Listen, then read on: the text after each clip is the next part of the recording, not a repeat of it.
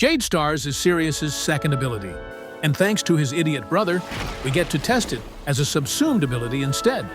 The surprising part is that the Helminth version keeps almost everything intact. It has the same damage, duration, range, and status chance. The only thing you lose is the ability to swap Warframes, which is kind of irrelevant when you can only play one Warframe at a time anyway.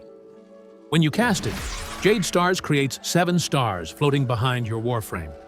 Every time you hit an enemy with a weapon, one of those stars instantly launches toward that target, dealing damage and applying a heat proc. If there are enemies standing nearby, they'll also be hit by the explosion and receive their own heat proc. Now, don't let the radius stat fool you. That number only affects the explosion radius of each star, not its activation range. After testing, Jade Stars has a maximum range of about 50 meters. Beyond that, it simply stops responding, even if you still land your shots. Universal damage buffs like Arcane Arachne or Vigorous Swap don't increase its damage at all.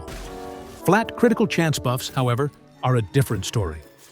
Arcane Avenger works perfectly with Jade Stars. The problem is that the ability only has a 1x critical multiplier, so instead of dealing more damage, your 500 damage hit simply changes from a purple to a yellow crit. Harrow's Covenant works as well, but since Jade Stars always targets the enemy's center mass instead of their head, it only receives the body shot flat critical chance granted by the ability. Flat critical damage buffs also work. With Crepuscular's 3x critical damage bonus while invisible, a critical Jade Stars hit jumps from 500 damage all the way up to 2,000. Weapons aren't the only thing that can trigger Jade Stars either. Damage from abilities works too, and even summoned abilities can activate it. Companions, on the other hand, cannot. It doesn't matter whether it's a Sentinel or a Kubrow. Even Sentinel abilities are completely ignored. One of the funniest interactions is that Jade Stars completely ignores line-of-sight checks. You can subsume it onto Banshee, hide safely behind a wall, and still keep applying heat procs to enemies you can't even see. As for damage buffs, Roar works exactly as you'd expect.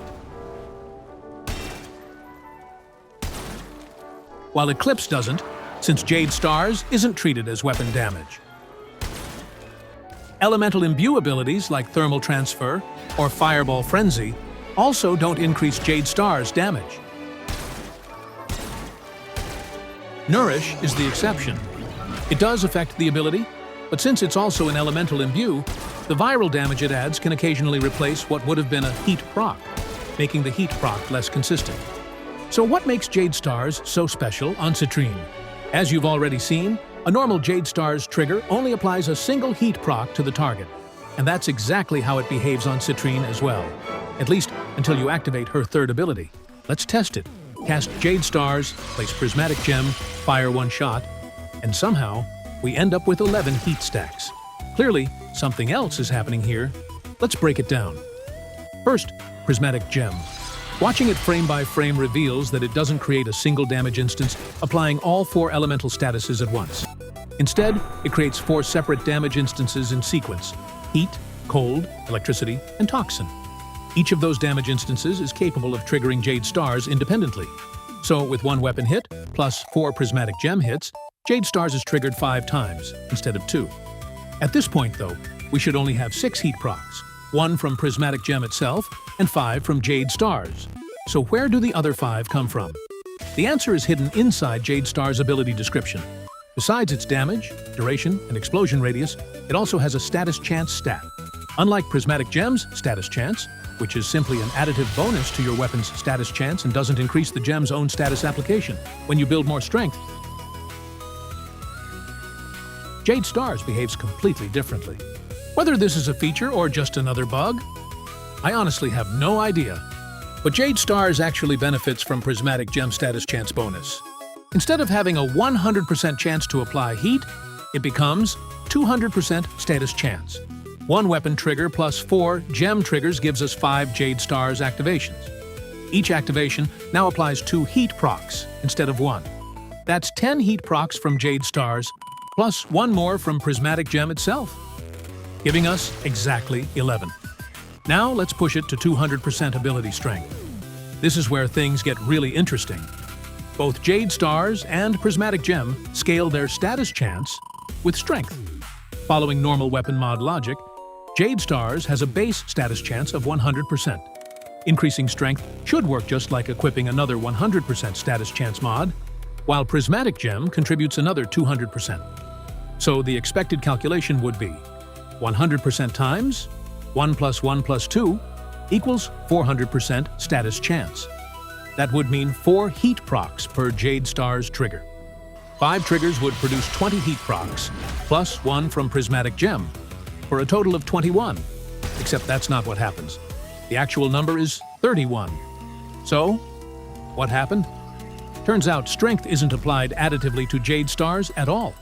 Instead, it modifies the ability's base status chance directly. At 200% strength, the calculation becomes 200% times 1 plus 2 equals 600% status chance. That's 6 heat procs every single time Jade Stars activates. 5 activations produce 30 heat procs, and Prismatic Gem contributes the final one, 31. Exactly what we're seeing on screen. Now, what about Archon Vitality? Its description says, status effects from abilities that deal heat damage are applied twice. In practice, that's only partially true. For abilities like Jade Stars that can already apply multiple heat procs from a single activation, Archon Vitality only duplicates the first heat proc.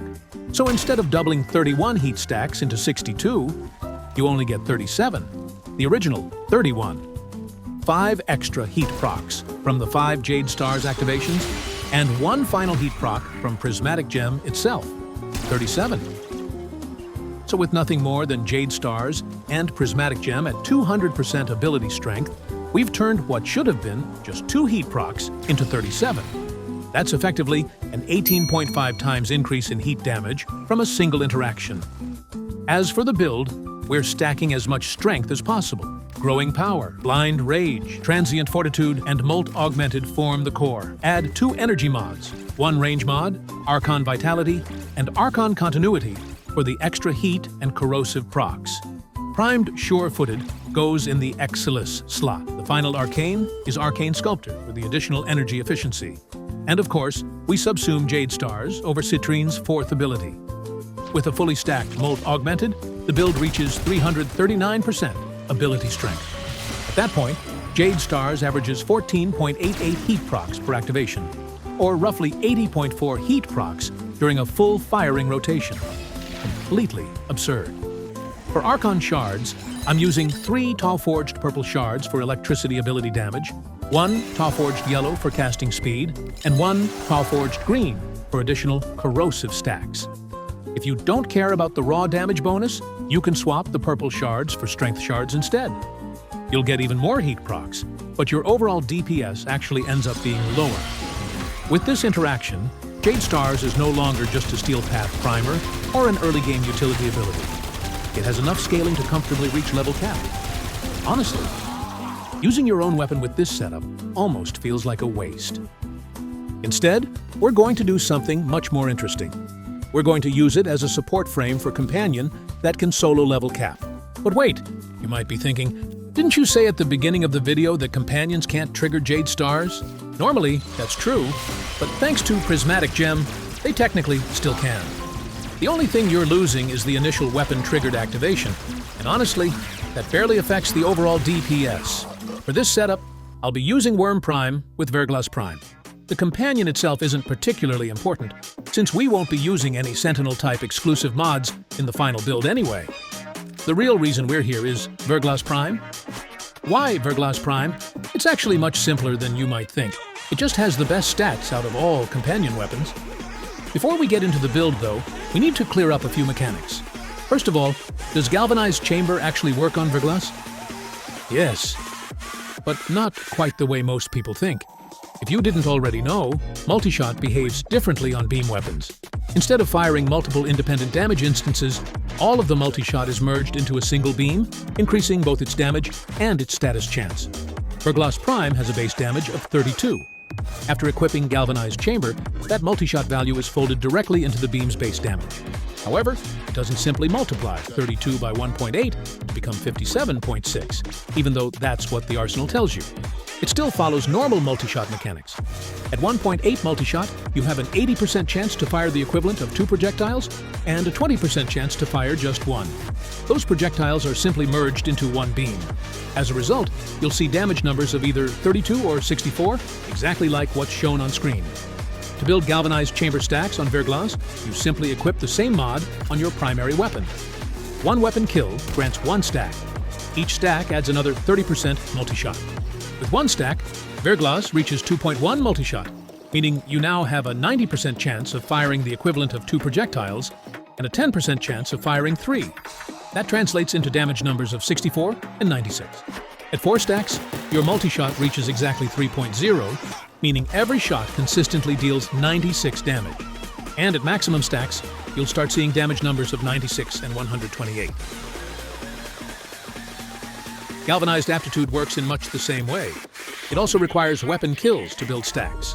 At 1 stack, with 1 status effect on the target, the calculation becomes... Now, here's where things get interesting. What happens when both Gal Chamber and Gal Aptitude are equipped? Well, Gun CO's damage bonus is applied after the beam's multi-shot has already been merged together. Going back to our previous example, with 1 Gal Chamber stack and 1 Gal Aptitude stack, Verglas has 2.1 multi-shot. That produces damage numbers of 90 and 134. The math works out perfectly. 64 times 1.4 equals 89.6, which rounds up to 90. 96 times 1.4 equals 134.4, which rounds down to 134. At maximum stacks on both mods, the calculations become 172.8, rounded to 173, and 230.4, rounded to 230. This also creates an interesting side effect. Normally, DOT are calculated using a weapon's base damage. Beam weapons don't quite follow that rule. Because all of their multi-shot is merged into a single damage instance before status damage is calculated, every status proc effectively uses that merged damage value instead. In other words, a single shot from a beam weapon ends up dealing significantly more status damage than a regular weapon with identical stats. And that's exactly why almost every meta beam weapon is built around high status chance, multi-shot, and gun CO. Torrid, Glaxian, Akakor, Nucor, etc. Now that we've got all of that out of the way, let's finally put the build together, starting with Verglas Prime first. The 2 core mods are, of course, Galvanized Chamber and Galvanized Aptitude. Next come Critical Chance and Critical Damage. Since Verglas already has innate cold damage, we'll use a 60/60 Cold Toxin mod, alongside a 90% Heat mod to create Viral and Heat. The final slot goes to a Faction mod, not because Verglas needs it, but because it buffs Jade Stars through the Heat Inherit mechanic. As for Wyrm, the build starts with Assault mode. Without it, Wyrm simply won't fire Verglas. Next is Momentous Bond, giving us additional elements for Galvanized Aptitude and indirectly increasing our damage. Contagious Bond lets the companion clear entire groups of enemies on its own. Fired Up adds even more heat damage to Verglas. Then we have Primed Regeneration together with Restorative Bond to drastically shorten Wyrm's downtime whenever it gets destroyed. Citrine's first ability drops an absurd number of health orbs anyway, so not running Synth Deconstruct isn't really an issue. The remaining utility mods are Vacuum, Guardian, and Primed Animal Instinct. The final slot is completely flexible. I'm using Manifold Bond to reduce Guardian's cooldown. The mod never actually tells you this, but Guardian has a base cooldown of 30 seconds, and Manifold Bond cuts that down significantly. Now, you might be wondering, why not use Tenacious Bond together with Reinforced Bond for even more damage? Well, here's the problem. Let's go back to an unmodded Wyrm and Verglas. Tenacious Bond requires your companion weapon to have over 50% critical chance before it grants the flat, plus 1.2 times critical multiplier. Fortunately, I happen to roll enough critical chance on my Riven. After equipping it, Verglas reaches 50.1% critical chance, just barely meeting the requirement. Verglas has a base critical multiplier of 2.2 times and deals 82 base damage. So if Tenacious Bond were actually working, a critical hit should deal 82 times 3.4 equals 278.8, rounded to 279. Instead, the damage we actually get is 181, and 181 is simply 82 times 2.2 equals 180.4, rounded up. In other words, Tenacious Bond isn't affecting Verglas at all. Reinforced Bond has the exact same problem. Instead of slowing the footage down and counting every shot manually, it's much easier to measure how long Verglas takes to empty an entire magazine. If Reinforced Bond were increasing its fire rate, the magazine should empty noticeably faster, except it doesn't. With or without Reinforced Bond, the time required to empty the magazine is the same. So that mod simply doesn't work on Verglas either. Since we aren't using our primary weapon for damage, its only job is maintaining the galvanized buffs. For that, I'm using Phenmor.